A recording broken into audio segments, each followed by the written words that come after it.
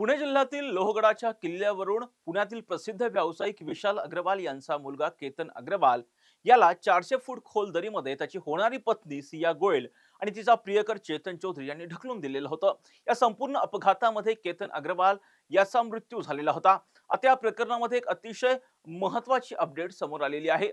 अवघ्या 20 दिवसात आपला तरुण मुलगा आणि वृद्ध वडील गमावलेल्या एका हताश पित्यानं थेट देशाचे राष्ट्रपती द्रौपदी मुर्मू यांना एक पत्र लिहिलेलं आहे। या पत्रामध्ये केतनचे वडील विशाल अग्रवाल यांनी राष्ट्रपतींना लिहिलेल्या एका भावनिक पत्रात त्यांनी उल्लेख केलेला आहे की मी कोणताही उद्योगपती किंवा मोठा माणूस म्हणून नाही, तर सर्वस्व गमावलेला एक असहाय्य बाप म्हणून आपल्याकडे न्यायाची याचना करतोय। अशा शब्दात त्यांनी आपल्या भावना व्यक्त केल्यात। विशाल अग्रवाल यांनी लिहिलेल्या पत्रात नेमकं काय हे सगळंच आपण या व्हिडिओच्या माध्यमातून जाणून घेणार आहोत। नमस्कार, मी राजरत्न जोंधे आणि तुम्ही पाहताय टॉप न्यूज मराठी। 18 जून 2026 रोजी लोहगड किल्ल्यावरून पुण्यातील प्रसिद्ध व्यावसायिक विशाल अग्रवाल यांचा मुलगा केतन अग्रवाल याला त्याची होणारी पत्नी सिया गोयल आणि तिचा प्रियकर चेतन चौधरी यांनी 400 फूट खोल दरीमध्ये ढकलून दिलेलं होतं। या संपूर्ण अपघातामध्ये केतन अग्रवाल याचा मृत्यू झालेला होता।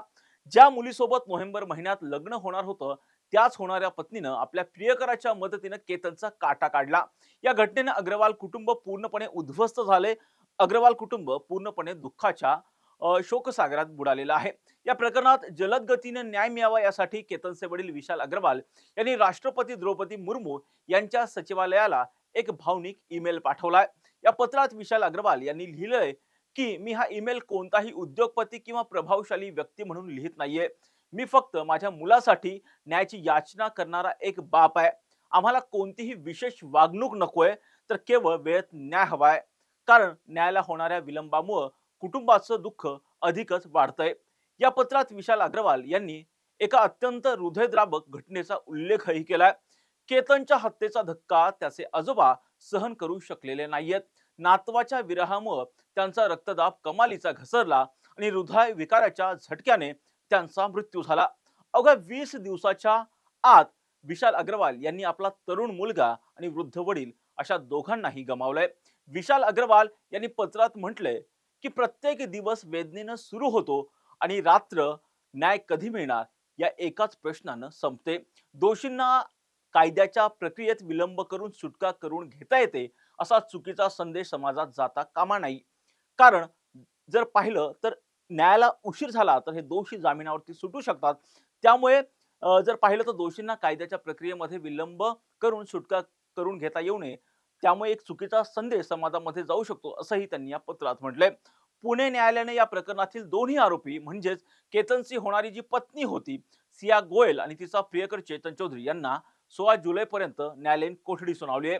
हे प्रकरण फास्ट ट्रॅक कोर्टात चालून आरोपींना कठोरात कठोर शिक्षा व्हावी अशी मागणी या कुटुंबाने केली आहे।